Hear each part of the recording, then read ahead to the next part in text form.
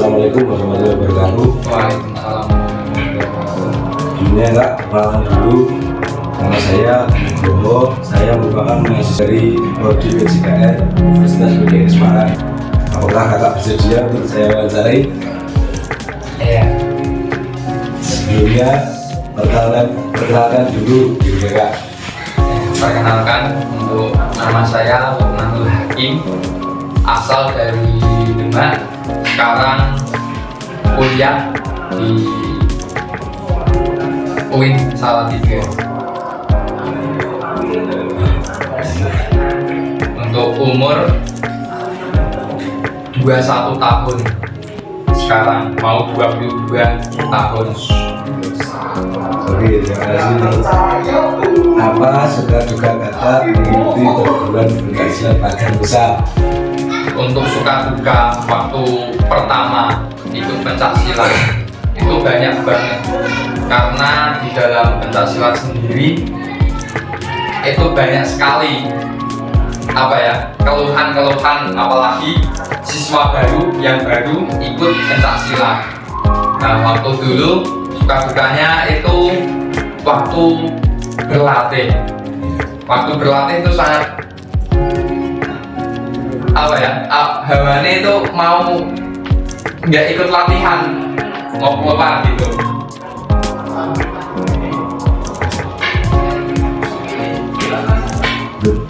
Pertanyaan selanjutnya itu, ikut pencaksilat ini kemauan sendiri atau paksaan dari orang tua? Untuk ikut pencaksilat saya itu kemauan sendiri, tetapi dari orang tua waktu itu pertama kali ikut pencaksilat itu orang tua tidak membolehi untuk latihan. Terus orang tua bilang dulu sama saya, ikut pencaksilat itu buat apa? Malah dapat capek doang. Tapi dari saya tekun latihan, saya giat latihan, saya punya motivasi besar dalam latihan tersebut, itu bisa membuahkan hasil dan bisa mengikuti kejuaraan event-event, dan alhamdulillah dari orang tua merelakan. Ceritain dong kak, awal mula kakak menjadi atlet pada tahun berapa? Untuk pertama ikut atlet itu dari SMP, itu sekitar tahun 2015-16 itu pertama kali terjun di keatletan. Bagaimana dengan latihan yang dijalani menyikapi rasa jenuh menghadapi latihan di setiap latihan? Mungkin untuk menyikapi rasa jenuh, menyikapi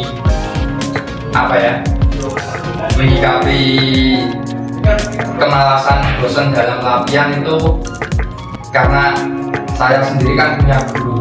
Nah, guru saya yang memotivasi saya, yang mendorong saya, jadi guru itu menjadi support system saya di saat latihan untuk kompetisi atau pertandingan tersebut.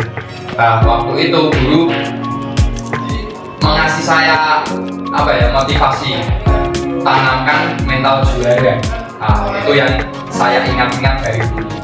Jadi walaupun secapek apa latihannya, sejenuh apa, tapi kalau sudah ada mental juara itu pasti akan mudah. Seberapa penting keterlibatan pelatih atau guru dan teman-teman sekitar bagi seorang atlet seperti kakak? Sangat penting banget, karena dalam keatletan itu yang tahu karakter kita, yang tahu permainan kita, yang tahu gerakan kita, itu guru semua. Karena kita itu hanya menjalankan, kita hanya berlatih menjalankan apa yang diinstruksikan dari guru, apa yang dikasih wawasan pandangan dari guru. Nah, itu sangat berpengaruh banget guru itu dalam pertandingan atau kompetisi, apalagi teman-teman, karena teman-teman itu support system kita saat kita bertanding. Teman-teman mendoakan, teman-teman mengasih support, wah itu kita semakin gimana dalam pertandingan. Motivasi terbesar kakak menjadi seorang atlet itu apa kak? Motivasi menjadi seorang atlet waktu dulu itu nggak banyak-banyak sih, cuma hanya sedikit saja motivasi menjadi atlet. Karena dulu nggak terlalu tertarik dengan keatletan. Dulu tertariknya di kesenian atau seni. Jadi keatletan itu ya terlalu apa ya? Belum tertarik. Ya, tertarik saat saya sudah bertemu dengan guru yang cocok. Nah, itu motivasi saya untuk menjadi juara, sang juara dan lain-lain itu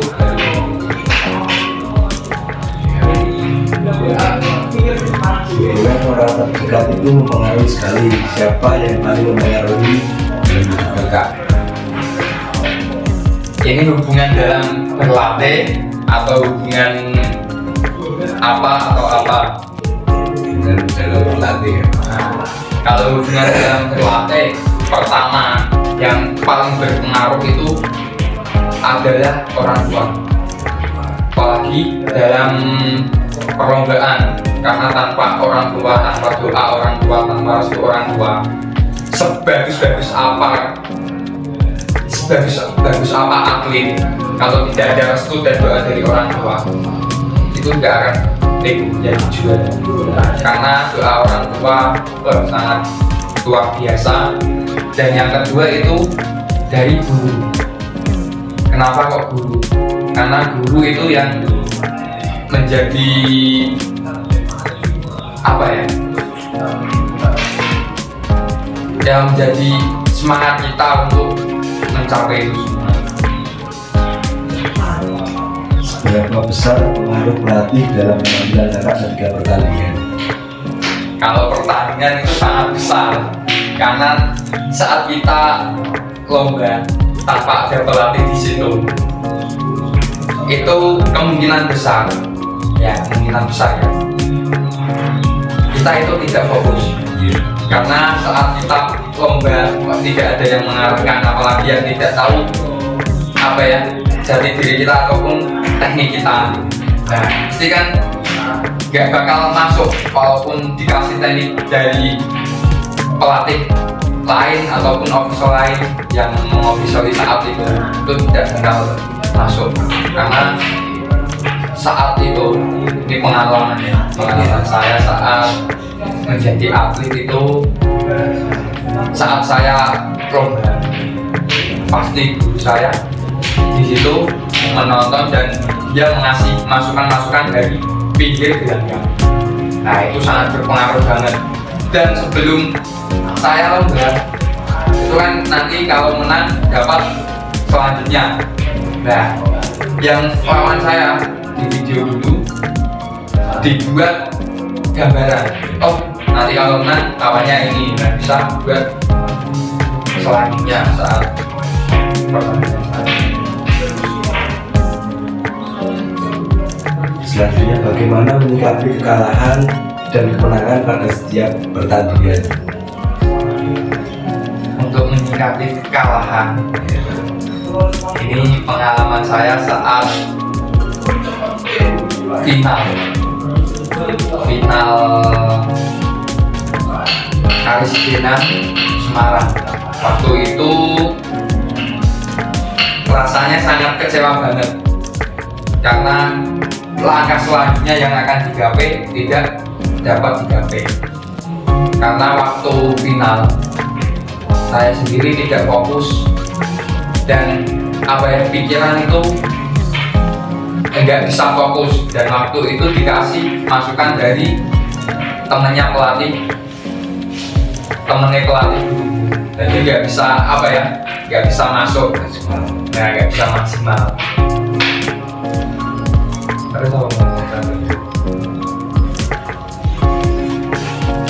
Ketika pertandingan pertandingan, seberapa besar sih pengaruh penonton atau supporter dalam pertandingan itu?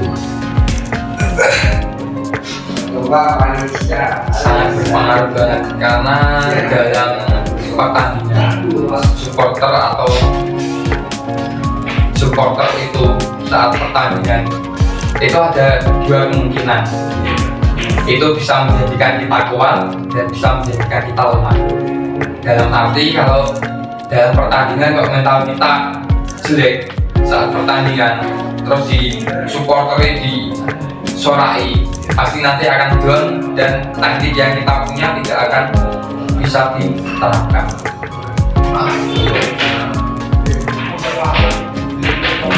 Ketika kakak merasa stres pada saat pertandingan, apa yang kakak lakuin?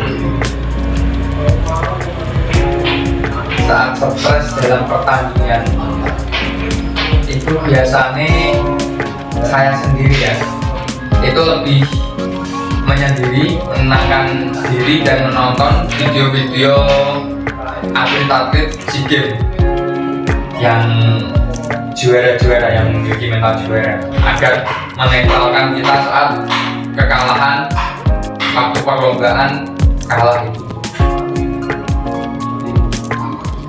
Selanjutnya, tips khusus menata mental pada saat tidak menghadapi pertandingan. Apa tadi? Tips khusus menata mental saat tidak menghadapi pertandingan. Sangat pengaruh banget karena tips untuk menata mental ya. Iya. Tipsnya yang pertama itu lari. Tujuannya apa kok lari? Itu untuk badan kita itu panas. Kalau pertandingan kok panas, nanti rasa gemetar di badan kita hilang dan kita sudah siap untuk bertanding. Setelah lari, kita tendangan biasa, tendangan pelan-pelan gitu untuk melemaskan otot-otot kita sebelum pertandingan. Habis itu latihan refleks gerakan itu ya sebelum pertandingan 5 kali atau 10 kali ya, itu tips untuk menata mental. Karena dengan menggunakan tips tersebut kita yakin kita itu punya mental kuat. Ya, selanjutnya itu ketika pertandingan pasti ada suka dan dukanya. Kalau banget bedain suka duka sama pertandingan ya. Suka dalam pertandingan wah banyak banget, karena saat pertandingan pun pernah suka-dukanya itu saat mau final. Waktu duka itu nggak jadi final karena over bobot. Nah, itu pernah juga terjadi pada saya. Terus waktu itu mengalami cedera, itu dukanya. Waktu gantingan sama waktu guntingan, nah itu mengalami cedera di kaki sama di tangan. Karena waktu gantingan rasanya itu malah keluar. Sukane ya kita mendapat pengalaman yang banyak waktu perlombaan itu sangat menyenangkan banget. Beda nggak kan ketika latihan biasa sama dengan latihan menjelang hari pertandingan? Sangat beda banget karena kita menyiapkan untuk pertandingan itu ada tingkatannya, dari tingkatan kota, tingkatan Palestina, hingga tingkat Jawa. Itu kita tingkat kota ataupun tingkat Palestina itu menyiapkan untuk pertandingan itu 2 bulan, hampir 2 bulan pertandingan. Itu sangat digejlok terus, jadi setiap hari harus lari, seminggu 3 kali, teknik dan lain-lain. Nah itu ada step by step, ada tahapannya. waktu apa tadi? Bersilat pertandingan. Bersilat pertandingan. Untuk latihan fisik, teknik mental itu berpengaruh nggak ketika pertandingan? Sangat berpengaruh lah, karena kita itu perlombaan kencang. Kalau nggak fisik kita nggak baik, mental kita nggak baik, terus teknik kita nggak baik, itu pasti di dalam gelaran saat perlombaan itu kita akan jadi samsak gitu. Hanya ditendang ke sana kemari, dipukul ke sana kemari, dibanting ke sana kemari. Kenapa kok dalam hamil pertandingan prakompetisi, kenapa kok setiap pelatih itu menyiapkan atlet-atletnya? Nah, itu menunjukkan jiwa-jiwa juara, mental juara, dan menunjukkan matang dalam fisik, matang dalam teknik, matang dalam mental. Itu sangat pengaruh banget. Selanjutnya, ketika menjadi seorang atlet itu banyak tantangan, banyak rintangan. Pernah nggak Kak mendapat cibiran dari orang sekitar? Cibiran dari orang sekitar? Wah, sangat. Ya pernah satu dua kali. Itu pernah itu tetangga, ya gak tetangga cuma orang sekitar. Iya. Pernah diremehkan, lomba gitu, bisa foto. Nah, tapi saya mantap, saya yakin dengan pencaksilat, dengan segala perlombaan di dalam pencaksilat, saya harus punya harapan, harus punya cita-cita yang tinggi. Nah, itu dari perlombaan tersebut, alhamdulillah di dalam sekolah dapat beasiswa, terus dalam kuliah alhamdulillah juga dapat beasiswa, karena dengan adanya lomba-lomba itu, dengan prestasi-prestasi yang didapatkan. Kejuaraan apa saja yang telah diraih sampai saat ini? Wah, banyak lah. Dari tingkat SMP dulu pernah Popda, itu cuma 1 kali. Terus tingkat SMA itu yang paling banyak, karena dulu SMA itu step by step. Dulu pernah di kejuaraan Kejurkap Kabupaten, nah itu tingkat kota, dan itu dilakukan oleh IPSI. Jadi semua perguruan, semua pencaksilat itu ikut. Habis Kejurkap masuk di Popda Demak. Alhamdulillah dalam Popda juga juara 1, dalam Kejurkap juga juara 1. Setelah itu masuk, karena 2 ini sudah masuk di juara 1, langsung masuk di Karisdenan. Nah, Karisdenan tersebut waktu SMA dulu itu kalah di final, karena dulu waktu final kurang mantap, karena sama gerakannya ataupun teknik kita sendiri yang mantap, terus dapat masukan-masukan dari pelatih-pelatih lain tapi tidak bisa masuk. Di situ saat kuliah, alhamdulillah saat kuliah juga banyak, karena selama kuliah masih senang dalam keatletan. Itu dulu pernah yang pertama itu Kejurkot tingkat Salatiga, alhamdulillah di situ juara 1 tanding dan juara 1 seni. Yang kedua itu masuk di Piala Edi Soemarno. Nah, itu tarung tradisi itu kayak apa ya, tarung bebas. Nah, alhamdulillah di Edi Soemarno itu dapat juara 2, dapat perak waktu itu. Di situ masuk di kejuaraan umum itu di Magelang juga pernah, itu mendapatkan juara 3. Terus di IAIN Kudus ikut lomba seni, alhamdulillah dapat juara 3. Terus masuk lagi di IPBM. Nah itu Gimana? IPBM itu waktu itu tuan rumahnya di Malang. Di Malang atau di Jogja? Di Jogja waktu itu. Nah waktu di Jogja tersebut karena COVID ya, itu kan masuknya di seni, tapi cuma juara harapan, tidak dapat juara, cuma berapa besar. Jadi itu juara-juara yang pernah saya raih. Gila. Untuk aktivitas apa saja yang dilakukan seharian seorang atlet di luar latihan? Aktivitas dulu waktu jadi atlet ya, yang penting kita makan dengan teratur, makan buah-buahan dan minum air putih yang cukup.